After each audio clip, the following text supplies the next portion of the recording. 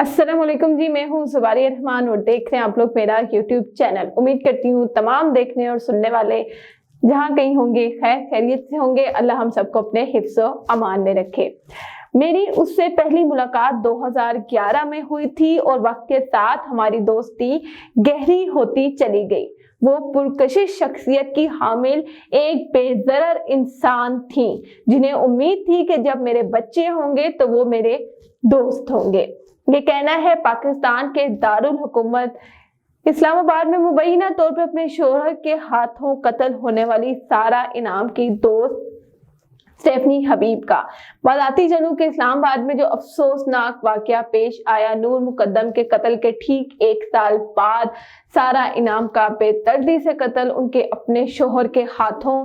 Canadian Nisar Pakistani खातून सारा इनाम के दोस्त, रिश्तेदार और उनके साथ काम करने वाले कनाडा, मुत्तहिदा अरब अमीरात और पाकिस्तान में फैले हुए हैं। इस वाकये की इत्तला उनके दोस्तों के लिए किसी क़यामत से कम नहीं थी। सारा इनाम की एक और दोस्त सारा दिनावी कहती है कि मैं सोच भी नहीं सकती थी कि सारा इस तरह कत्ल हो जाएगी। बहुत सारे लोगों को शायद अभी भी अंदाजा नहीं है कि सारा कितनी बासलाहियत और पढ़ी लिखी थी।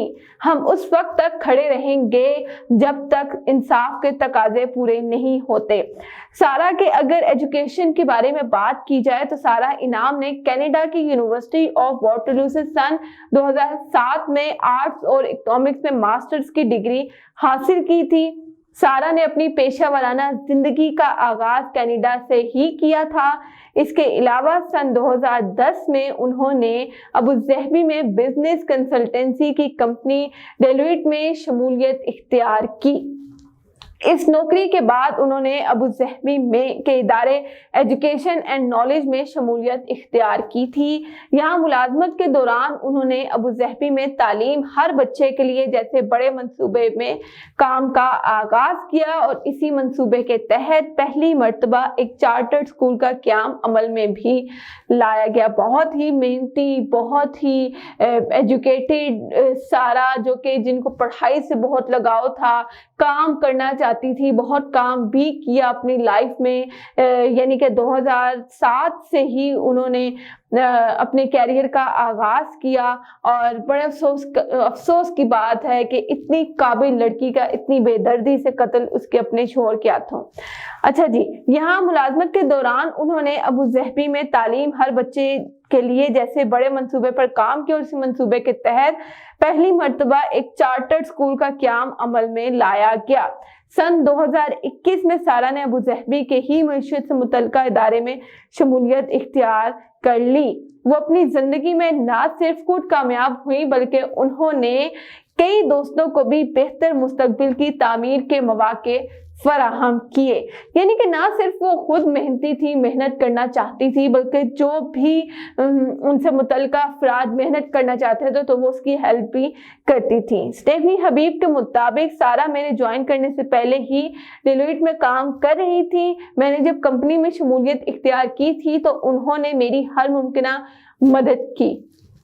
वो मेहनती, पुरजोश और जिम्मेदार शख्सियत की मालिक थी जो अपने सिवा किसी पर भरोसा नहीं करती थी। लेकिन मैं सोचती हूँ फिर कैसे उन्होंने एक ऐसे दरिंदे पर भरोसा कर लिया। और जो इंटरनेट पर उनके खिलाफ भी कैंपेन चल रही है जिसका मैंने कल जिक्र किया कि अब उनके खिलाफ एक मुहिम चलाई जा रही है कि क्यों उन्होंने पहले इन्वेस्टिगेट नहीं किया।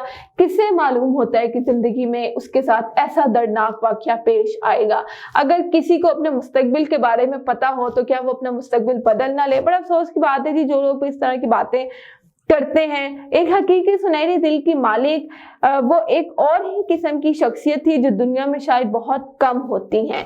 अंदाजा लगा लें कि काम के दौरान अगर मेरा खाना या चाय छूट जाती और उसको पता लगता तो वो परेशान हो जाती। सारा के एक और दोस्त स्टेफन नेशन कहते हैं कि मुत्तहिदा अरब अमीरात में हम सब लोग काम की तलाश और बेहतर जिंदगी गुजारने के लिए मौजूद थे। जहां हम सब अपने खानदानों से दूर थे, वहीं सारा इनाम हमारा साथी होती थी। सारा इनाम की बदौलत हमारे 10 दोस्तों का ग्रुप बन गया जो अपनी पेशा वराना जिंदगी के सिलसिले में दुनिया के मुख्तलिफ ममालिक में मौजूद है। ये फकत एक ग्रुप नहीं बल्कि एक खानदान था जिसे हमने दी फैमिली का नाम दे रखा था। हम जहां भी होते और जो भी करते मगर साल में एक मर्तबा जरूर आपस में मिलते थे और उस मुलाकात का इंतजाम जो है वो सारा इनाम ही करती थी। इस साल भी हम दोबारा मिलने का प्रोग्राम बना रहे थे और हमेशा की तरह सारा इनाम ही इस पर काम कर रही थी, इसका इंतजाम कर रही थी। हम अब सोच रहे हैं कि सारा के बगैर दी फैमिली कैसे चलेगी और क्या होगा। सारा इनाम जी किताबों की बहुत शौकीन थी, मुफक्किर थी, उनको मुताले का बहुत शौक था।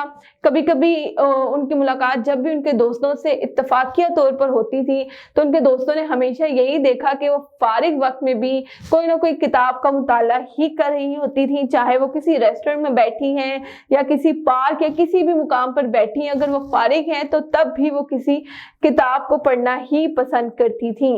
अपने माँ बाप और खानदान से एक मोहब्बत करने वाली लड़की स्टेफनी हबीब के मुताबिक सारा को अपने खानदान और सकाफत का बहुत पास था।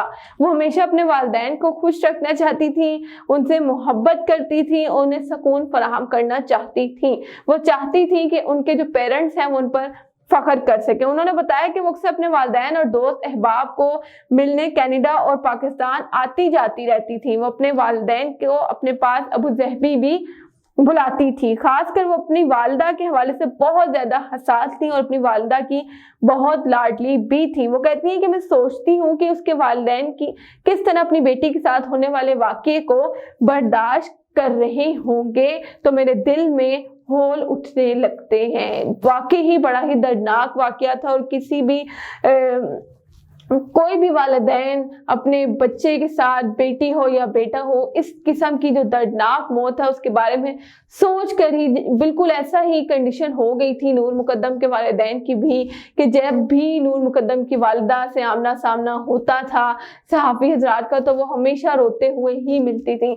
बहुत ही दर्दनाक ये मंजर होगा, जाहिर सी बात है उन वालिदैन के लिए कि जब वो सोचते होंगे कि उनकी बेटी को कितनी दर्दनाक तरीके से जो है वो कत्ल किया गया। वो कहती हैं मुझे उम्मीद है कि एक दिन हमारे बच्चे भी हमारे दोस्त होंगे। इस बात से अंदाजा लगा लें कि इसके लिए अपने खानदान से बढ़कर कुछ भी नहीं हो सकता। सारा दिनावी कहती हैं कि उम्र के इस हिस्से में अब वो अपनी फैमिली लाइफ शुरू करना चाहती थी।